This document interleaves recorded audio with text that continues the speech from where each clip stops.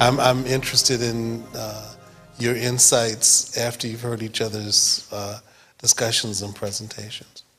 So the first thing, the question I want to ask you is, was there something that you heard from the other folks on the panel that mirrored your experience? I've heard several things that connected to my experience, and first of all, I definitely want to acknowledge you all sharing your stories. I think it's inspirational not only to myself and to others here, as well as to those in the community that you reach out to. Anthony had talked about something that's important to me regarding the issue of community and wondering why other individuals in the community didn't get involved. And I can always remember my mother had several brothers and sisters. She was the oldest. And I used to always wonder why my aunts and uncles, some of them did not get more actively involved, and they knew what was going on. And that anger kind of stayed with me in my teenage years. And so, one of the things that I guess I would, also, say to Anthony is how do you process that, and how did you deal with that? Eventually, I got to a point where I could have some of those conversations with my aunts and uncles, and they gave me their perspective on it, and I gave them mine. But how do you get other people to get involved, who some people may have fear about it, but some individuals who feel as though it's not their responsibility? My memories of it, the answer was it's grown folks' business. I mean, that's what I, remember. That honestly, that was, and it was very tough, especially for my uncle and his wife, because, one of the things for her was that, she was keeping him from kind of getting involved, and there was lots of levels of that. But, there really was no. The way I reconciled it is that I got involved in every case of any kind of violence that I ever saw. So if I saw a guy push a woman on a bus stop, I was in it. I was, that was my, and in some regards, maybe that was because I think my mother would not let me then act out against my father as well. So it was, and I have a great story when I was 15 and stole a car, and I'm driving around in the middle of the night. I have my permit, but I can't. So I'm driving around in the middle of the night. I see a woman run out of a house, and a man come behind her and literally drag her by the hair back in the house. And I see lights come on, and nobody will do anything. And so I finally figure, okay, I'm screwed. I pull the car over, put her in the car, take her to the hospital, have to explain this. And what was amazing is that the people in the hospital literally let me go. And, that was the first time that I actually saw some people kind of figure out how we're going to work together on this. But I didn't see a lot of it. And what I realized as I got older is there was a lot of violence in other people's homes as well, including my uncle, including the people next door, so that was as I got older, I realized that was the real challenge, is that there was violence in other people's homes as well, and my father knew it, so what do you got for me, kind of deal. So I didn't, and I think as I just got older, I forgave the community, for being where they were, and just let it go. But I made a personal commitment, although be it violent for a long time in my life, to strike out against situations where women were in danger.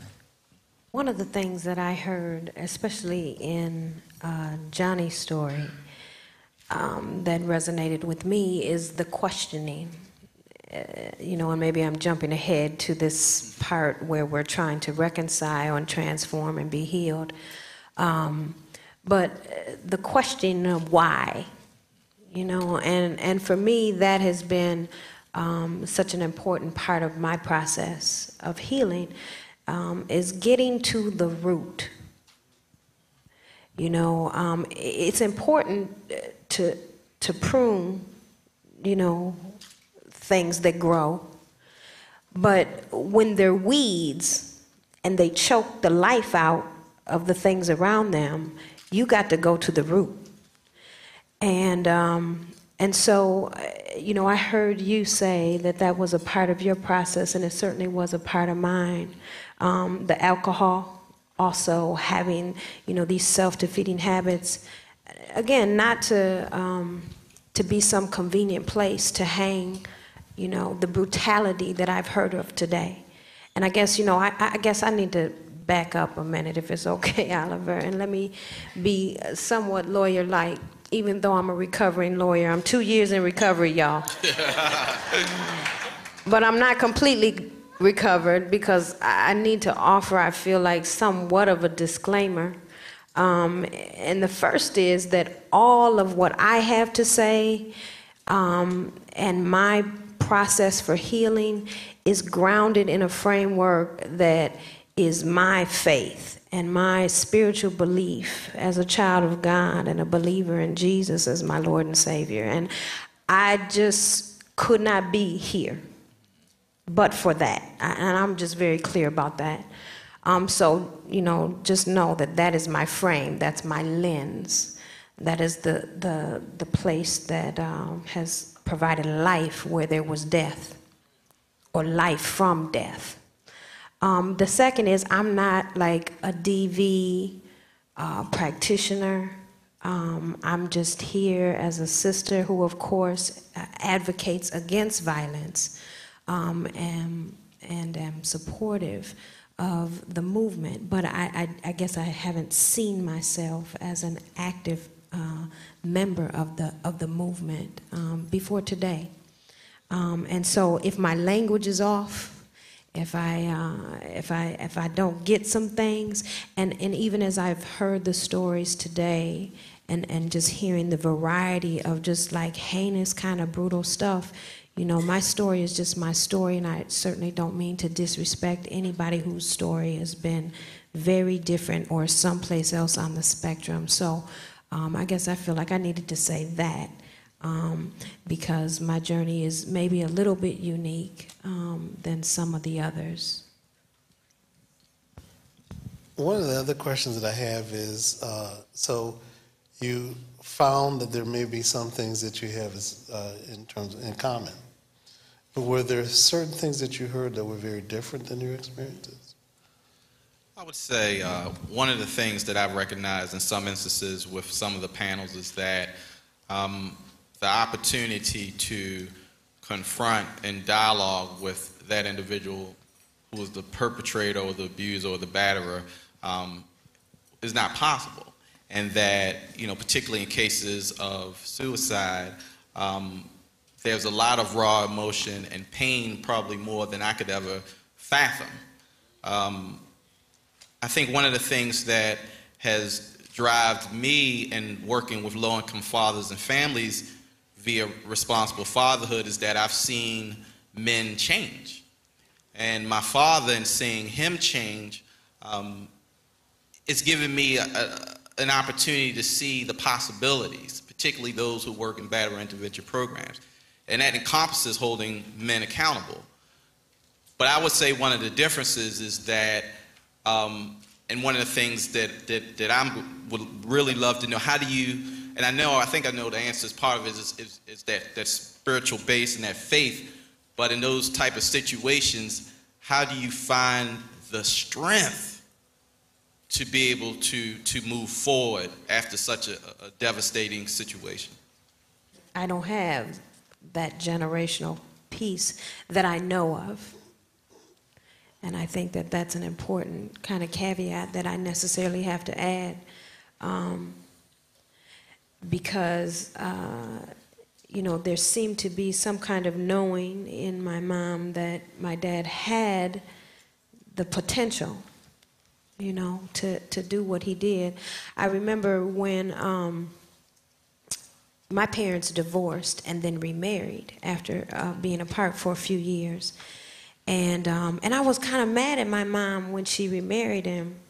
I was in college, and I remember her calling me and saying that they were, asking me when I was coming home. And she said, well, me and your dad we're getting remarried. And we really hadn't talked, about the fact that they were kind of seeing each other again and all of that. And from the video, as I shared there, I didn't grow up in a household where my mom was just getting beat all the time. There were, I can maybe remember about 4 times where there was evidence, as you said, one time a black eye, or, I just remember a night where, he was abusive. So it wasn't that I was so against her going back to what was clearly just this life of brutal abuse. But I just felt like my mom, she was beautiful and she was really smart. And it's like, you can do better than that. You just do better than Dad. I love Dad. But been there, done that. You don't have to, you can do better. She was a Georgia peach and she could have done better. And so I was kind of mad. And then later, right before they died, like within 30 days of their deaths, my dad had stopped drinking and was better, So when they got married, it wasn't all this external kind of evidence that we had that he was, still struggling in some ways. They were in church together and it all seemed okay. But about 30 days before they died, my dad started drinking again. And I was just out of law school and I was living with them, and I had a 5-year-old daughter. My 5-year-old daughter was present, the only one present when my dad murdered my mother and committed suicide. And so we were staying with them, and I remember when Dad started drinking, and I said, Mom, we're not going back to this. I mean, no way. And I said, we need to just pack up and, move on. And she looked at me and said, you know what? Your dad would come and blow my brains out. And up until then, she had never said anything like that. We had never had a conversation like that. But there was something, a knowing, that I think I knew that maybe that was true.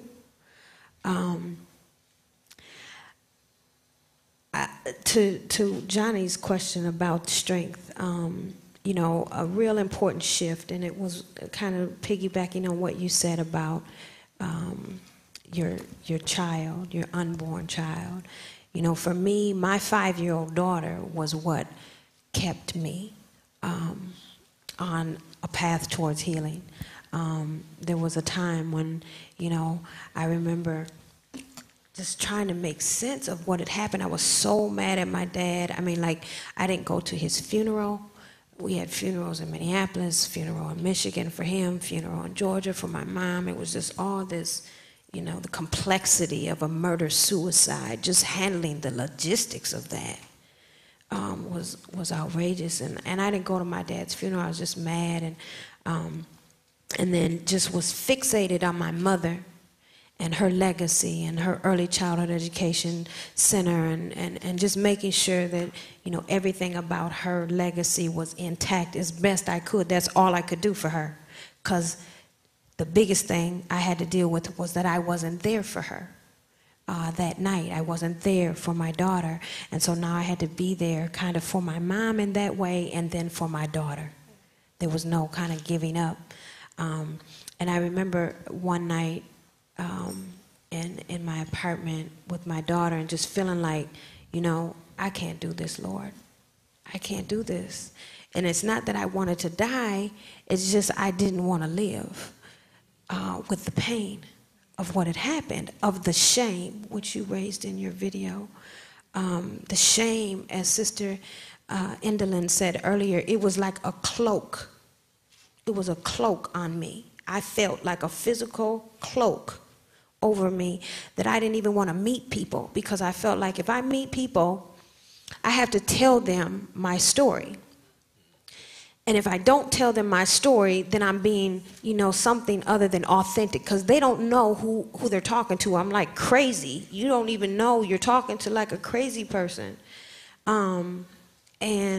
And I didn't want to do all that. That was like too much work. It's my business. It's, it's me and my family. I'm not trying to do all that. And so anyway, just kind of fast forward. I remember this night, and this is where my strength came from, and it was divine.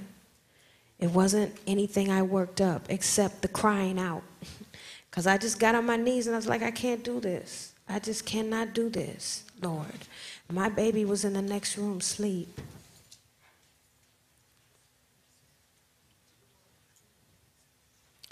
I just said, I can't do it. It's too hard. And it was like the breath of God breathed on me that night. And a peace came upon me, and nothing changed when I got off my knees. All of the circumstances were the same, but something inside of me was different. That said, you know what? You can do this with me. And later on, I came to understand that the parents that I had, I was actually raised to be able to handle this. And that was a tough revelation, but it was true.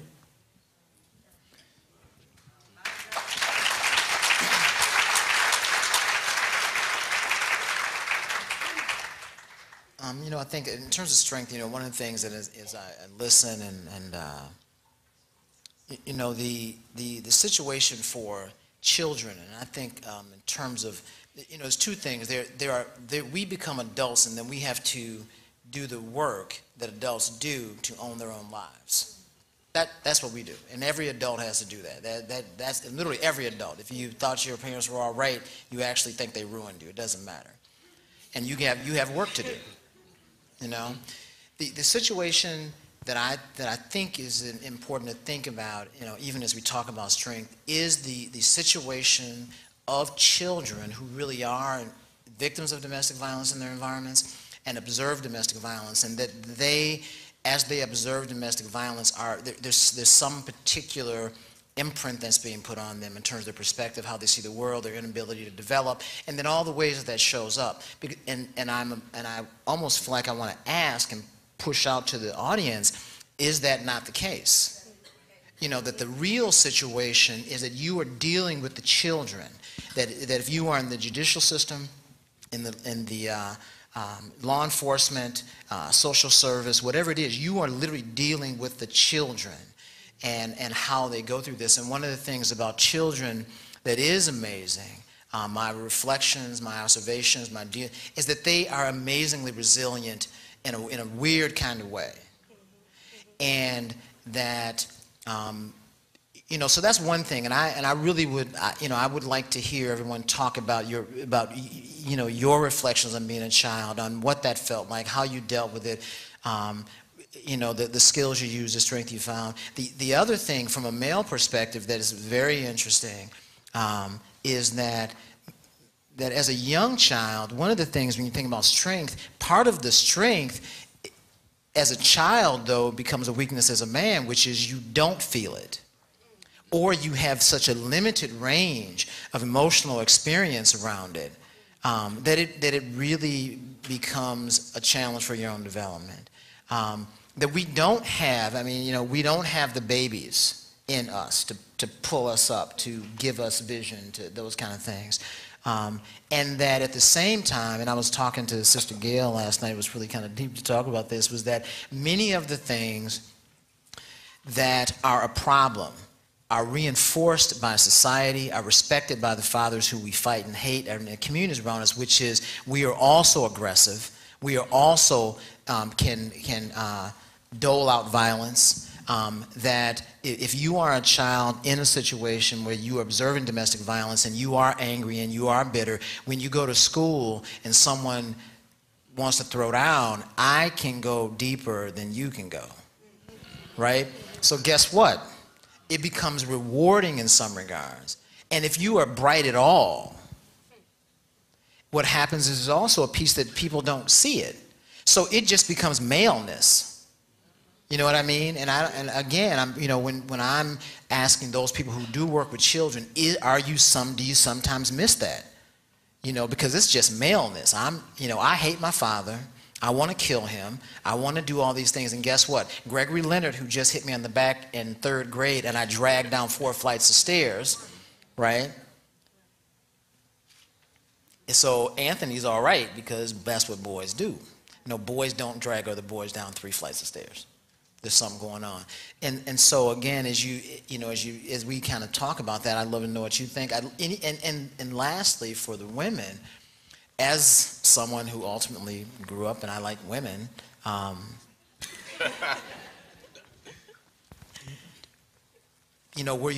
were you aware in your dating, mating kind of early stages, and you're still young, of the fact that the guys in some regards were manipulating you? That we can find women who have self-esteem issues. You know what I mean? And we can put you on the program. You know what I mean? And you're beautiful. The fact that you don't know you're beautiful, I know you don't know you're beautiful. And so it becomes a very practical piece as well. That, this is, you know what I mean? And so when you reflect, when you think back on that time, and now you talk to your daughter, are those the conversations? And what do you expose about the feelings you had in those things in your conversations with them? Wow. Where do I start? I tell you, let me address one portion of that first about the children, because you said something that just sends a strike of lightning through me, particularly with the children. The children oftentimes are the forgotten victim.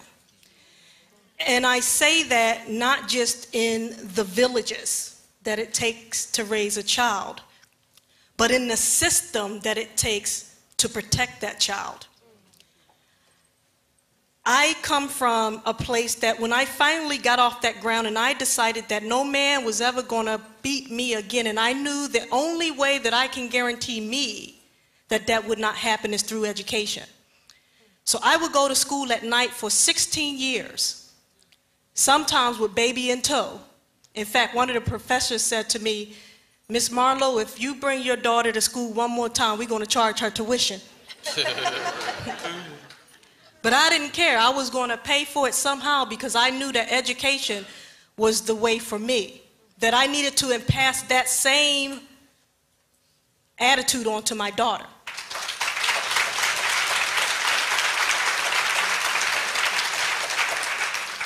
And so I become frustrated that although we share our hearts and our stories and and everything, I'm shaking here, and I'm sure I see a couple of us are up here trembling, because it takes courage to be out here. But it's not just about our courage, it's about the courage outside of us and within the trenches of our society and our system, to make sure that we not only protect the victims, but we protect those that are forgotten, the children.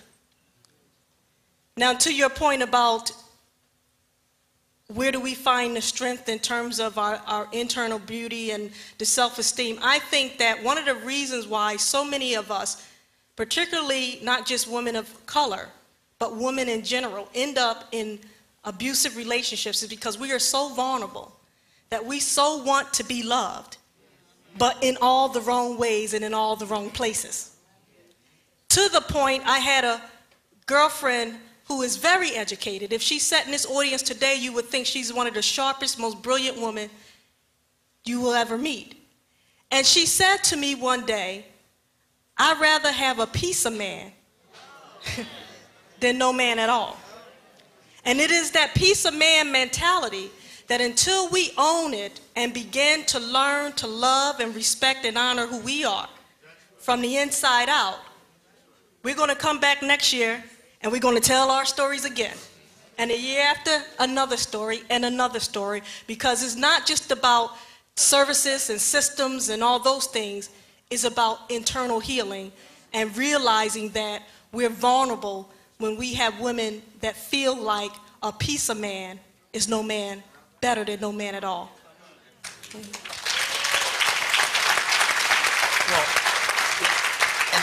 and is it generational. I mean, I think that one of the questions too, can we say it's generational in some regards because, you know, we're not disconnected? You know what I mean? You know, that is, it's really sometimes hard to look at your situation in isolation. I think that's kind of how we do it sometimes anyway. And I think that, you know, that it's, so if, you know, and actually what's amazing is that we know each other.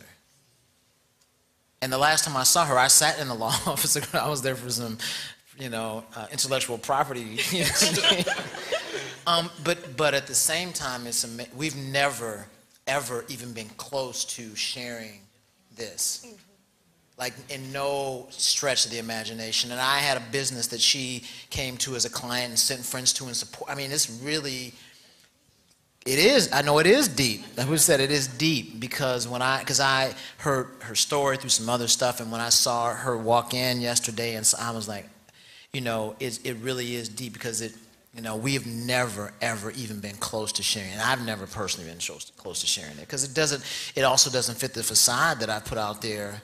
That is that thing she read before, you know, I walked out here. And so, you know, that's part. So is it in some regards, if we see ourselves as connected, which is part of the healing thing, right? You start seeing yourself as connected to me and you and us and the people who abused us and, you know, all those things. We know we're still connected. If we make that shift where we do feel connected, you know, then do we say it is generational? And we start to investigate that in a different way. And then the other thing is, do we think about ways to really drive us to talk to one another, man to man, because men, we cannot, you know, we ain't talking about this for sure. And I'm, you know, and man to woman to woman, whatever that is, but it's a real way, you know, does that sense of that we are connected, it is generational, it's not an isolation, does that move us to talk about it differently and to maybe come up with different solutions? And it's amazing too, I've actually called in on NPR when Ms. Marlowe was on the radio, you know, and because I did, it's amazing I'm sitting there, I called in on NPR, my 1-800, you know, because they were talking about it, and I was, you know, listening to the story and called in and really asked a question about how do men fit into this, into supporting the work that you're doing. Well, can we hear from another man? Well, not that, no. I want to touch. You saying a lot, brother. I'm still on the last question. I want to say something in reference to, and it kind of ties into the question about children and coping that you had earlier, but also the video, one of the comments that you talked about regarding the normalization. And you know, when I was growing up, particularly as a younger child in Baltimore, you know, there's violence in the schools, there's violence in the community, so there's violence in the home. And my peers were going through some of the same thing. I think, unfortunately, we were forced to grow up quickly. I was fortunate that I always saw that my mother, you know, was trying to make it better for us, and at a point she separated from my father. And, you know, I was excited, you know, that she did that, but that had it was a double-edged sword, because once I became a teenager, I had anger about going through what we went through. I saw other families that were further ahead than we were, and I always felt that if we didn't have to go through what we went through, we would probably be in a better position. And also, you know, I know this morning one of I can't think of the young lady's name, but she talked about how the young man, you know, they were telling him he was the man of the house. Well, me and my peers, you know, we had survived our fathers, survived school violence. We get ready to go to high school now, dealing with the world. We were the men of the house. You know, what was our mother going to do? That's how we felt. And of course we weren't. But I'm saying from a community level, right, you know, we weren't paying any bills. We weren't paying any bills. We weren't paying any bills. But from a community level, once we had to deal with protecting ourselves in the streets, it helped us to form a bond in which, you know, it became about respect. And then we were in a position as young men that we weren't going to let any man, be it our father or not, hit our mothers or our sisters. And that was a part of that mentality of masculinity. As it relates to what men can do, you know, I think there's some great organizations throughout the country that are starting to evolve that are challenging men to step off of the sidelines. And I'm not talking about men who are violent, who have changed. I'm talking about men who may feel that it's not their issue. There's more voices that are starting to say, hey, this may impact you. And even if you don't believe it will, there's all kinds of ways you can support the movement. Maybe you don't want to speak, but maybe you can donate to a cause. Maybe you can mentor children. You know, and I think also we need to, as men, get other men to feel comfortable to talk about their experiences. You know, my father never put his hands on me or my sister, but still, that didn't take away the point that I was someone who witnessed violence. I'll never forget when I was at a meeting in Boston years ago, and it was about children and domestic violence, and they were passing out papers, national experts, and I'm a young professional, and I'm like, oh yeah, you know, children and domestic violence, and we need to do this, and we need to do that, and and I was reading the descriptions, and you know, we got to help them, and I said, hold up, wait a minute. They're talking about me. They're talking about me. I think a lot of men feel that it's less than masculine to address some of that hurt and pain. But I think it's only strength to deal with that. And so I think what we can do, you know, brother to brothers, to challenge our brothers. It's not about perfection, but it's about best effort and getting them to step up to the plate to acknowledge that this is an issue of violence against women. Absolutely. You know, you made my job easy. And the one thing that I think that's real important, and the reason why we wanted to have that panel, is literally in this work, no attention is given to adults who've been exposed to domestic violence. Another reality is that, you know, we talk about working with children, and a lot of attention has been given to children. But where do people go when they want to talk about these things and work it out?